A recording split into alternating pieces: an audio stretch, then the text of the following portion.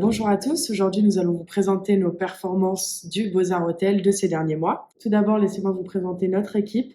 Donc, moi-même qui suis le General Manager, Nawel Plan, le Revenu Manager, Lebrun Anaïs qui est la Financial Director, Oban Hakurt qui est Marketing et Advertising Manager, Comtesse Lena qui est le Facilities and Services Manager et Anne-Sophie Doré, notre Project Manager. Par la suite, je vais vous décrire en quelques mots notre hôtel, donc qui est situé au plein cœur du centre-ville, avec 250 chambres et de multiples infrastructures. Un centre d'affaires, des petits commerces, de bureaux voyage et d'excursions, et un parking avec voiturier. Notre COMSET est constitué de 8 concurrents, dont le Beaux-Arts Hôtel. Pour ce qui est de notre stratégie initiale, nous sommes concentrés sur 2 types de clientèle, la clientèle business et la clientèle leisure. Donc, tout dépend des hautes saisons et des basses saisons. Notre stratégie a été vraiment orientée concurrence et donc pour cela, nous avons décidé de jouer la carte des rénovations ces 3 derniers semestres afin de garder une qualité constante pour nos clients et avoir un avantage compétitif auprès de nos concurrents.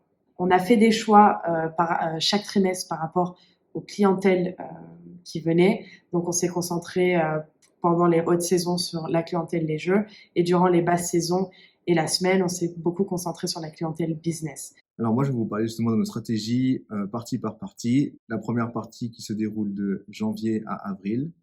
Notre segment cible sont autant les loisirs que les business.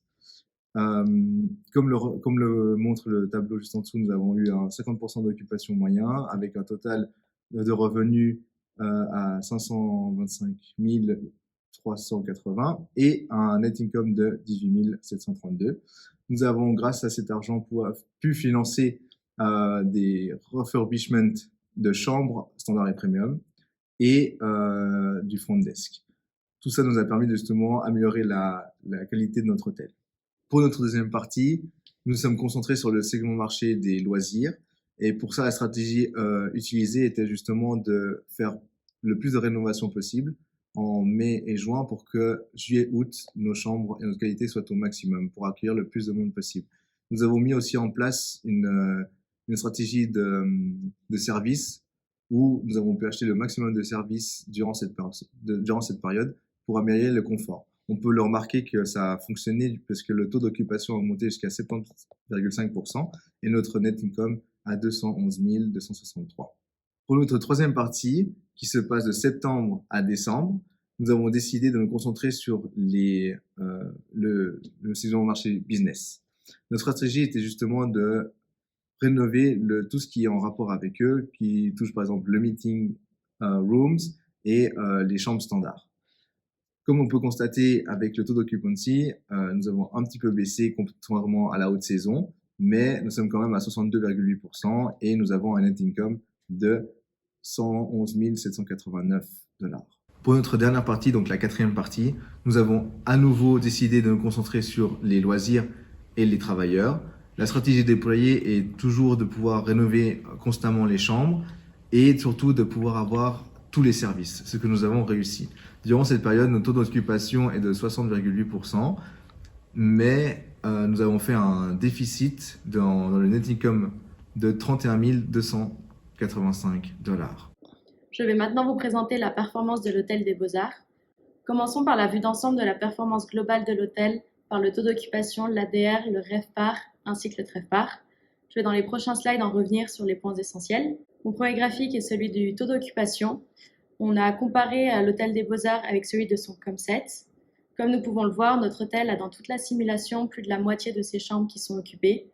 On remarque également que notre hôtel suit de près la tendance du COMSET, avec un écart moyen de 1 point, signifiant une performance relativement proche à celle de la concurrence.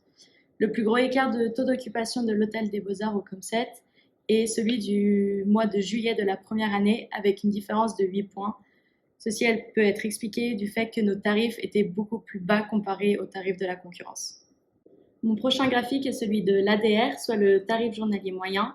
Donc, tout comme pour le taux d'occupation, notre ADR est proche de celle de la concurrence, à l'exception pour le mois d'avril de la deuxième année. Donc, le mois d'avril de la deuxième année a été un peu particulier car nous voulions absolument avoir le groupe Team US. Et ce groupe nous garantissait une occupation élevée en cette période. Mais malheureusement, on a trop baissé nos prix ce qui explique la chute importante de l'ADR de 66$ comparé à la concurrence. Dû au groupe, comme on peut le voir sur le graphique de Gopar, nous avons seulement généré un bénéfice de 3$ qui est très peu par chambre. La différence moyenne entre l'Hôtel des Beaux-Arts et la concurrence est de 2$ pour l'ADR. La moyenne de l'ADR tout au long de la simulation est de 158$ pour l'Hôtel des Beaux-Arts contre 161$ pour la concurrence. Maintenant que nous avons vu les KPI internes, on va passer aux KPI externes. On a fait un graphique qui montrait le MPI, ARI et RGI tout au long de la simulation pour l'Hôtel des Beaux-Arts. On va commencer par le MPI qui signifie le Market Penetration Index. Donc, c'est un indicateur qui permet d'évaluer la part de marché qu'a une entreprise dans son marché et il permet de fournir des informations sur sa position concurrentielle. Donc, comme on peut le voir, le MPI est pendant 8 mois au-dessus de 100, signifiant qu'on détient plus que notre fair share. En revanche, pendant août de la première année jusqu'à février de la deuxième année, le MPI est inférieur à 100, ce qui indique que l'Hôtel des Beaux-Arts détenait une part de marché relativement plus faible par rapport à son concept.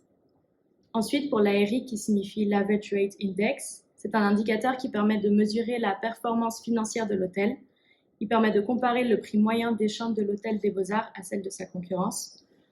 Et à l'aide de ce graphique, on peut voir que l'ARI est pendant 11 mois sur 18 au-dessus de 100, donc qui signifie une bonne performance et au-dessus de son fair share pendant plus de la moitié de la simulation. Ensuite, nous avons le RGI qui signifie le Revenue Generation Index. C'est un indicateur qui permet de montrer la performance d'une entreprise en termes de génération de revenus. Selon le graphique, nous avons généré des revenus plus importants que notre fair share pendant 11 mois, tout comme l'ARI. Cependant, comme on peut l'apercevoir, il y a eu un pic positif pour le MPI et 2 pics négatifs pour le ARI et RGI, les 3 pour le mois d'avril de la deuxième année. Les trois pics sont liés au fait du groupe que nous avons accepté ce mois-ci.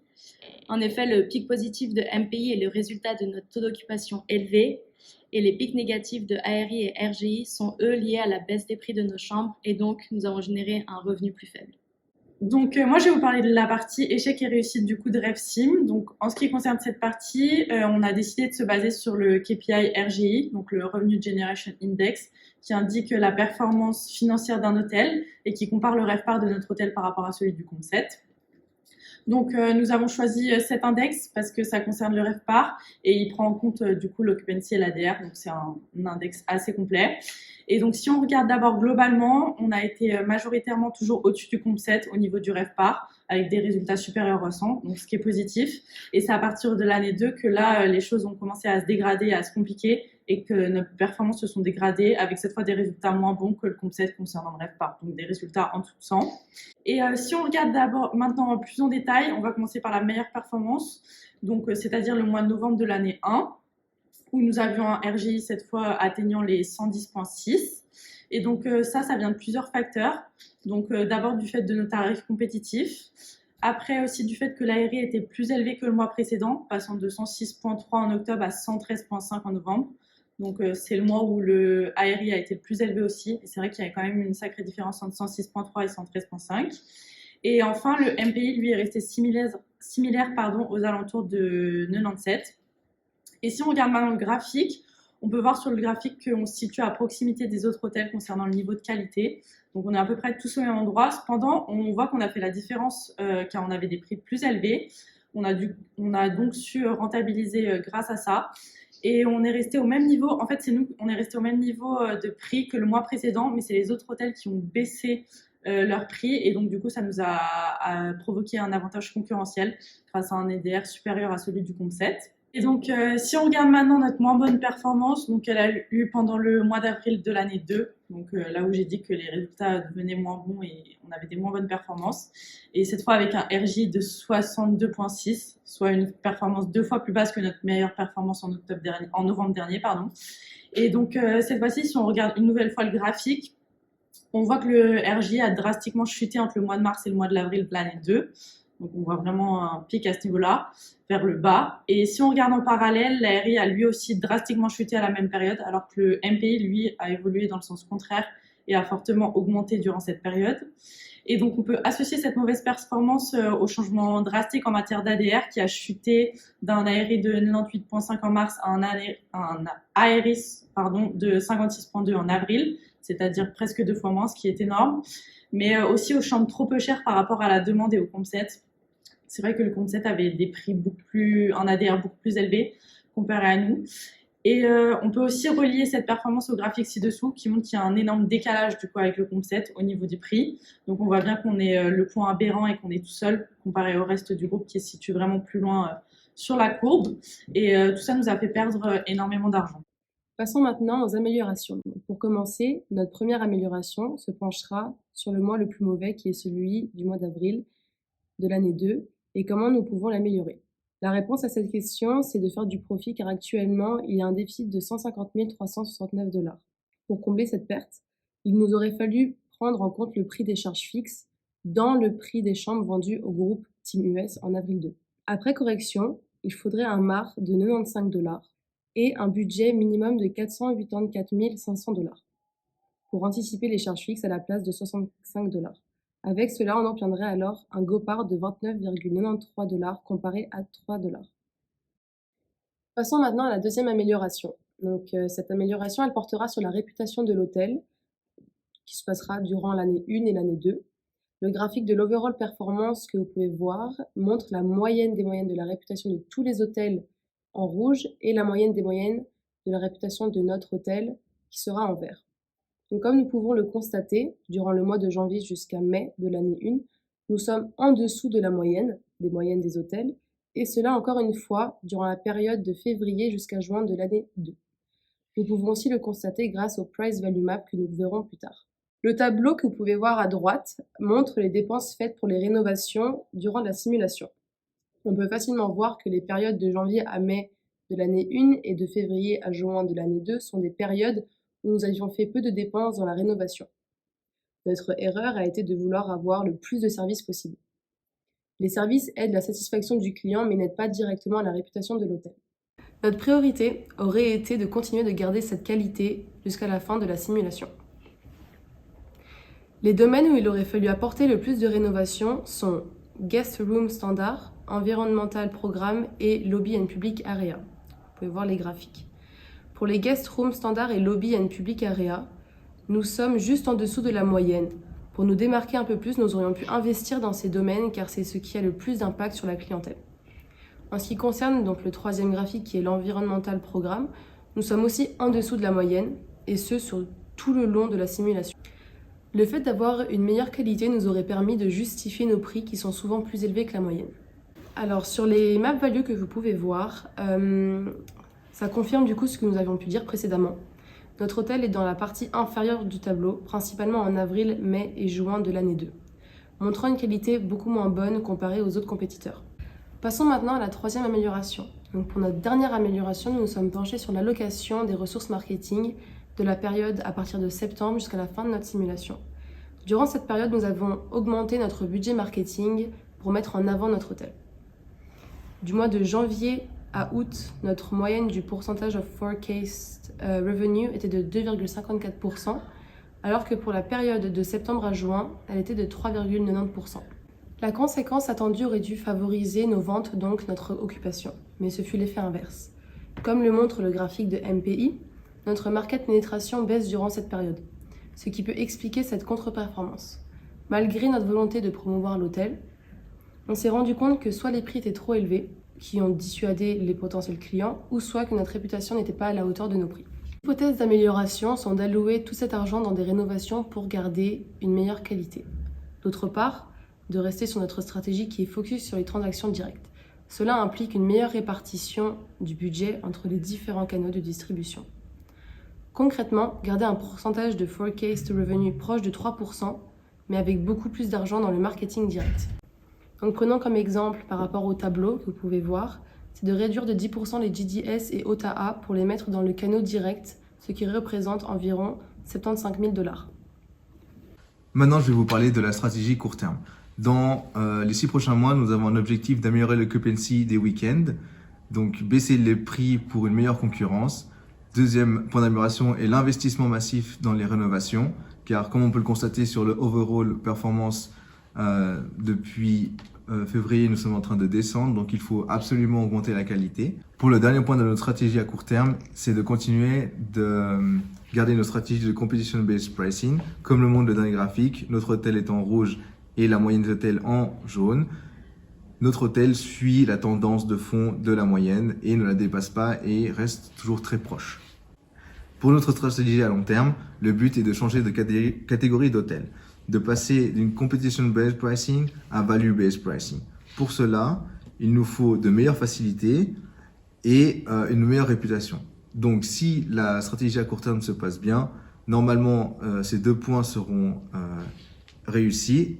Et l'avantage que nous avons compétitif, c'est que nous avons déjà tous les services actuellement. Donc, c'est vraiment l'achat de nouvelles facilities et une meilleure réputation qui nous permettra d'avoir une meilleure value comparée aux autres hôtels et de pouvoir augmenter nos prix et d'avoir un meilleur retour sur investissement. Alors pour conclure, je vais revenir sur les 4 points principaux de notre stratégie.